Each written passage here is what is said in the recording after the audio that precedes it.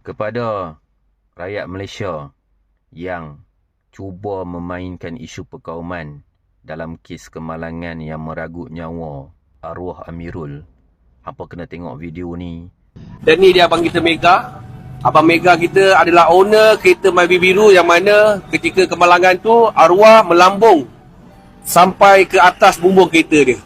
Jadi bang, kita nak bagi tahu dekat luar sana bang, ini bukan soal perkauman. Ya bang, ini bukan soal perkauman. Lagi satu, masa mula-mula yang jatuh tu atas kereta saya pun tak tahu siapa yang jatuh. Okey. Bila tangan dia jatuh sebelah sini, hati saya pun dah depan kereta tu hampir sikit. Nyawa saya pun boleh tergadai, nyawa dia pun boleh tergadai. Okey. Bila saya tengok, bila saya turun, abang merayu lah. So dalam saya tu hati saya, ni nyawa mah, ni nyawa. Okey. Yang paling penting, saya bawa kereta saya tu perlahan tu, yang jatuh tu saya tak tahu siapa tu. Okey, yang paling penting mungkin dia hidup ke atau dia masih bernyawa ke, ada tu mungkin saya boleh selamatkan dia lah. Sebab tu saya slowkan kereta supaya dia tak boleh jatuh ke bawah. Bagus, saya elak, saya dengan tenang bawa dia tepi. Ini nyawa. Saya memang marah dengan dia juga.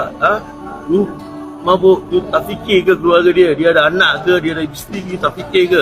Sampai boleh jadi macam ni. Betul bang?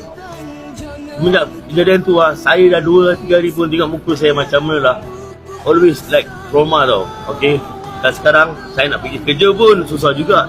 Tak ada transport. Ya, jadi apa yang saya fahamkan itulah kereta satu-satu kita abang nak cari rezeki. Ya. Lepas tu kereta tu pula kawan saya pinjam dengan saya juga. Sebab untuk pergi kerja tak ada transport. Okay. So saya terpaksa jawab dengan dia juga. Dan ada insurans cover, saya punya kereta third party. Okey. Dan banyak yang kata kereta kalau orang mabuk bawa kereta langgar tak ada claim insurans. Tak ada claim, okey. So saya kena tanggung sekarang. Kaum, sorry ini bukan soal kaum itu nyawa.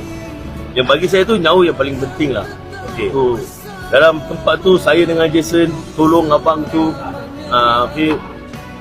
Mungkin anda semua tengok dalam video tu lah bagaimana kami berdua ada dekat sana lah. So, itu yang saya boleh bagi tahu lah.